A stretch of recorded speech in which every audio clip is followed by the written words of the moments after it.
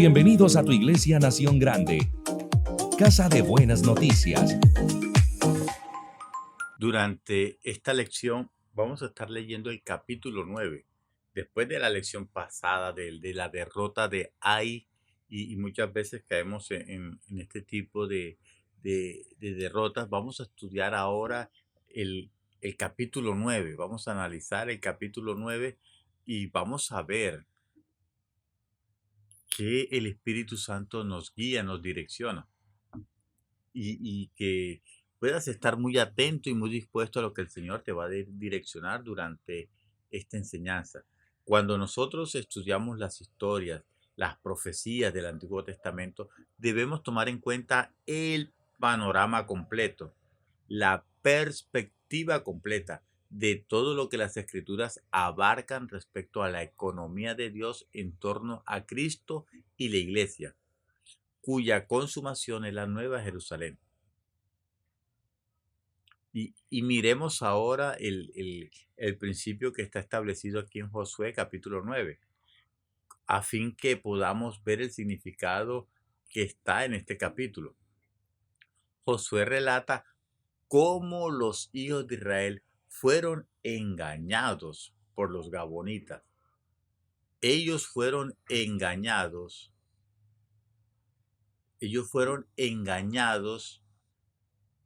debido a que actuaron como una esposa que olvida a su marido, que empiezan a hacer las cosas por su cuenta.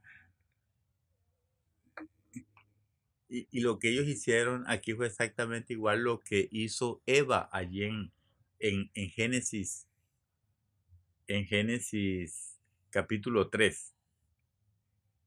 En Génesis allí capítulo 13. Es interesante lo que uno se encuentra con, con esta, o sea, cuando la astuta serpiente quiso seducir a Adán, pero no se atrevió a ir a él directamente. En lugar de ello, Satanás fue al complemento de Adán, una mujer, pues sabía que es más fácil engañar a una mujer. Mira lo que dice 2 Corintios 11, versículo 3. 2 Corintios 11:3 dice: pero temo que, de algún modo, así como el Ofidio, con su astucia, engañó por completo a Eva, así vuestros sentidos se han extraviado de la pureza y castidad y de la castidad de vida a Cristo. Y mira lo que dice allí en Primera de Timoteo 2:14. Primera de Timoteo Primera de Timoteo 2:14 dice: y no fue engañado Adán, sino que la mujer, siendo completamente engañada, ha incurrido en transgresión.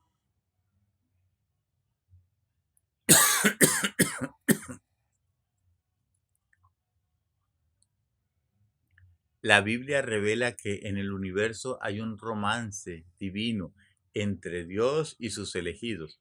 La Biblia es el relato de un romance. Es algo esto hermoso cuando nosotros podemos entender en el sentido más puro y santo el romance de una pareja universal. El varón en esta pareja es Dios mismo y la mujer es su iglesia, el pueblo redimido de Dios, un ser corporativo, un cuerpo. La Biblia nos muestra que nosotros, los elegidos de Dios, somos la esposa. Así que entre Dios y nosotros, tiene que darse una unión matrimonial basada en el amor mutuo. Por tanto, el universo es el lugar donde esta boda se realiza, el lugar donde el esposo, el Dios Todopoderoso, se une en matrimonio al hombre tripartito, quien ha sido redimido, regenerado, santificado, transformado y glorificado. El esposo es triuno, Padre, Hijo y Espíritu Santo.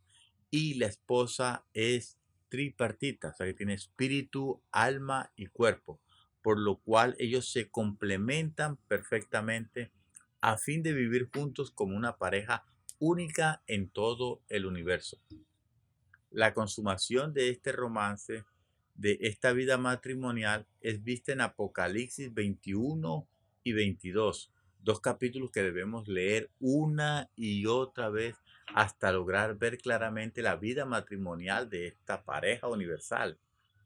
Entonces, mire que aquí el Apocalipsis está mostrando un enfoque diferente a lo que muchas veces nos han mostrado. Este romance divino es revelado repetidas veces a lo largo de la Biblia. Después de la caída del hombre, Dios eligió a un hombre, Abraham. Esta persona, junto con todos sus descendientes, tanto judíos como gentiles, llegó a ser la esposa de Dios.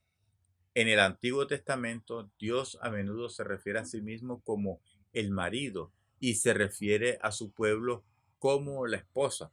Y eso lo encontramos en muchos textos. Ahí en Isaías 54, en el versículo 5, en Isaías 62, en el versículo 5, en Jeremías 2:2, en Jeremías 3:1. O sea, hay muchos textos. En Ezequiel 16:8, Ezequiel 23:5, en Oseas capítulo 2, versículo 7, también en el versículo 19. O sea, si nosotros miramos, hay muchas escrituras. Al final la Biblia concluye con la Nueva Jerusalén, la máxima consumación de los elegidos de Dios en los cielos nuevos y la tierra nueva. ¿Quién es la esposa universal por la eternidad? Eso lo encuentras allí en Apocalipsis 21, del 9 al 10. Mira, en Jeremías 2:2, Jehová le dijo a Israel: me acuerdo de ti, del amor de tu noviazgo. Hubo un noviazgo, lo cual se refiere al periodo durante el cual Dios cortejó, enamoró a Israel. Para cuando Dios sacó a Israel de Egipto y lo trajo al Sinaí, ciertamente Israel se había enamorado de este varón universal, de este héroe singular. Todo cuanto Israel quería, Dios lo podía hacer. Todo lo que tú quieres, todo lo que tú deseas, Dios lo puede hacer porque Él es el Dios todopoderoso. Dios lo puede hacer, para Él no hay nada imposible. Lo que el pueblo de Israel necesitaba, el Señor lo tenía. Lo que tú necesitas para cumplir el propósito de Dios, Cristo que está en ti lo tiene. Dios posee la sabiduría, la capacidad, la actitud, la fortaleza, la fuerza, el poder, la autoridad necesaria para hacer todo. Dios parecía decir a Israel: para ti yo soy único y yo soy suficiente, más que suficiente, puesto que yo soy el mejor. No debes acudir a ninguna otra persona, sino simplemente tomarme a mí. Yo soy el que te ama y tú eres mi amada. Creo que cuando Israel llegó al Sinaí, ellos habían tomado la firme determinación de casarse con esta persona. Qué tremendo romance. Ellos se casaron ahí en el Sinaí, siguieron adelante como una pareja. Donde quiera que iban, eran una pareja. Si la presencia, la nube se detenía, el pueblo se detenía y andaban juntos el esposo y la esposa. El Dios Todopoderoso y sus elegidos andaban como una sola persona. Este era el cuadro que Dios quiere para nosotros. Una parte Dios y una parte hombre, que estemos allí mezclados, unidos en un solo espíritu. La parte que es Dios es el marido y la parte que es hombre es la esposa. Una esposa jamás, jamás debe dejar a su esposa. Muy importante que lo puedas tener en cuenta. Una esposa jamás debe dejar a su marido, a su esposo. Más bien, ella siempre debe apoyarse en él y ser uno con él. Si Eva hubiera observado este principio cuando Satanás vino a seducirla, ella hubiera corrido hacia su esposo. Ella hubiera sido su protección, para salvaguardarse. Mujeres, cuando estén en peligro, acudan a sus esposos. Cuando alguien le esté vendiendo algo a crédito, acudan a sus esposos. Busquen ayuda, ¿no? No se dejen allí endeudar. Una esposa jamás debe dejar a su esposo. Debe apoyarse en él y ser uno con él.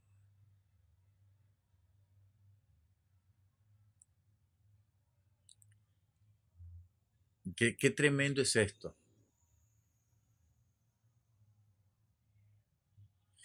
Imaginemos por un momento que, que yo soy una esposa. Por un momento imaginemos eso.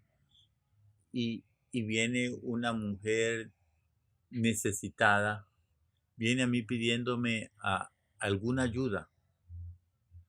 Como esposa, ¿debo hacer algo directamente por cuenta propia a favor de esta pobre mujer?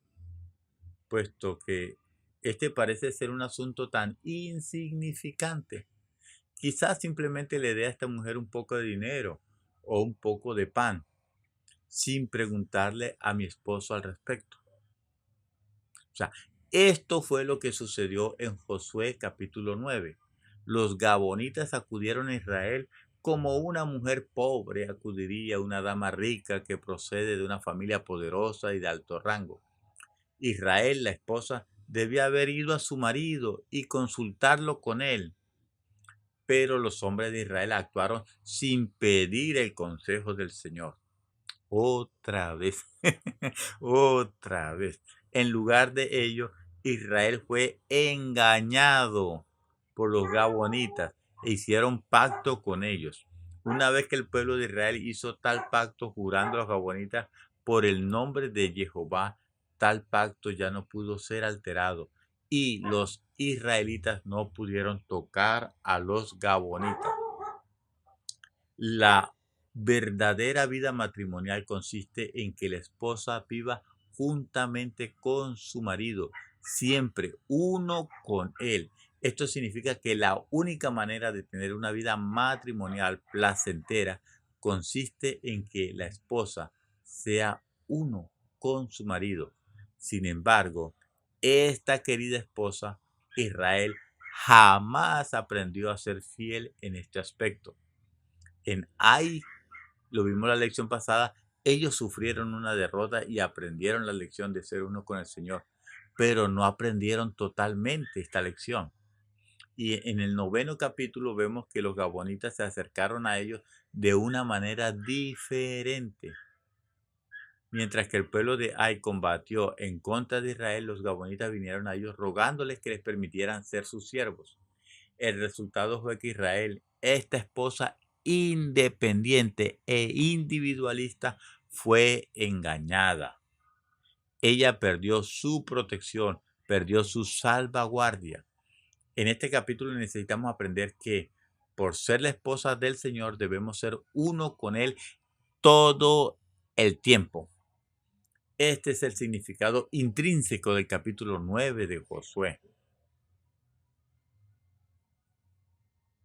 Ahora, vamos a ver algunos detalles importantes que debemos considerar. O sea, los reyes al otro lado del Jordán, tanto en la región montañosa como en la tierra baja y en toda la costa del mar grande del Líbano, se sintieron amenazados y se reunieron para pelear contra Israel. Eso lo encontramos ahí en los versículos 1 y 2. Y ahora, en los versículos de 3 al 15, muestran la trampa, el engaño, el ardid de los gabonitas. Empiezan a engañar a Israel con astucia. Los gabonitas engañaron a Israel con mucha astucia, fingiendo ser embajadores. Así que tomaron sacos viejos sobre sus asnos, sobre sus burros, cueros viejos de vino, rotos y remendados. Además se pusieron sandalias viejas y recocidas sobre sus pies, con vestidos viejos sobre sí. Todo el pan que se habían provisto estaba seco y mojoso. Al llegar a Josué al campamento en Gilgal, le dijeron a él y a los de Israel: nosotros venimos de tierra lejana, pobrecitos de nosotros. Haced pues ahora pacto con nosotros. Los de Israel respondieron a estos heveos: quizás habitáis en medio de nosotros. ¿Cómo pues podemos hacer pacto con vosotros? Los de Gabaón le dijeron a Josué que ellos serían sus siervos.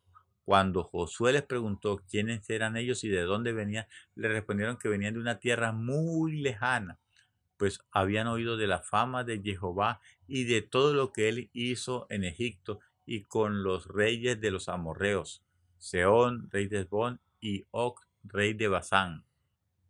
¿Se acuerdan lo que significan estos nombres? Tempestad, tormenta y puerta. Después le dijeron que sus ancianos y los habitantes de su tierra les habían ordenado tomar provisiones a ir al encuentro del pueblo de Israel para decirle: nosotros seremos vuestros siervos, haced ahora pacto con nosotros. Eso está ahí en el versículo 11. Ellos afirmaron que el pan que traían consigo había estado caliente, pero que ahora estaba mojoso, que sus cueros de vino eran nuevos, pero que ahora estaban rotos, y que sus vestidos y sandalias estaban ya viejos a causa de lo muy largo del camino. Todo esto nos muestra que los gabonitas actuaron con mucha astucia. Los israelitas tomaron de la provisión de ellos, pero no pidieron el consejo del Señor. Josué hizo la paz con ellos, hizo alianza, se mezcló con ellos e hizo un pacto con ellos dejándoles vivir. Mas aún los líderes de la asamblea se lo juraron. Eso lo encuentras ahí en los versículos 14 al 15. A la postre, posteriormente, Israel descubrió la trampa de los gabonitas, ahí en el versículo 16 al 27. Al final de 3 días, después de haber hecho pacto con ellos, los israelitas oyeron que eran sus vecinos y que habitaban en medio de ellos. Ahora, ¿qué le tocó a Israel? A Israel le tocó cumplir su juramento a causa de la fidelidad del Señor. Al llegar a las ciudades de Gabaón, los israelitas no los atacaron debido a que los líderes de la asamblea les habían jurado por el Señor, el Dios de Israel. Cuando la asamblea murmuró contra los líderes, ellos le dijeron a la asamblea que debido a que les habían jurado a los gabonitas por Jehová, no podían tocarlos. Ellos los dejaron vivir para que no viniera ira sobre Israel por causa del juramento de hecho los gabonitas. Josué llamó a los gabonitas y les preguntó por qué habían engañado a Israel diciéndoles que vivían muy lejos de allí, en realidad habitaban en medio de ellos. Los gabonitas respondieron a Josué que ellos sabían que Jehová, el Dios de Israel, había mandado a Moisés su siervo que diera toda la tierra de Israel y que destruyera a todos los habitantes de dicha tierra. Luego ellos dijeron: por eso tuvimos mucho temor. Temimos mucho por nuestras vidas por causa de vosotros e hicimos esto. Y ahora henos aquí en tus manos. Lo que te parezca bueno y recto hacer con nosotros, hazlo. Entonces, miren qué tremendo es esto cuando empiezas a tomar decisiones sin consultar, sin hacer. Obviamente, Josué, por cumplir el juramento, libró a los gabonitas de la mano a los hijos de Israel y no los mataron. En lugar de ellos, Josué tomó a los gabonitas como esclavos, esto es, leñadores y aguadores, a los que traen el agua para toda la asamblea y para la casa de Jehová y para el altar de Jehová. Esto indica que Jehová había hecho a su elegido, a Israel, poderoso ante los ojos de todos los cananeos. Este relato de la salvación de Gabaón indica que Jehová había hecho a su pueblo, a Israel, a su esposa, había hecho poderoso ante los ojos de todos los cananeos. Y había una promesa: ninguno de tus enemigos te puede hacer frente, pero solamente cuando eres uno con el Señor, solamente cuando estás unido allí al Señor. Entonces, es tremendo todo lo que está sucediendo, todo lo que estamos aprendiendo, todo lo que el Señor quiere, todo lo que el Señor quiere hacer.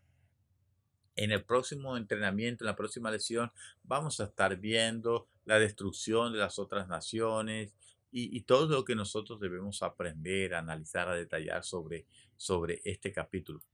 Así que te espero en el próximo entrenamiento. No te lo puedes perder. Chao, chao.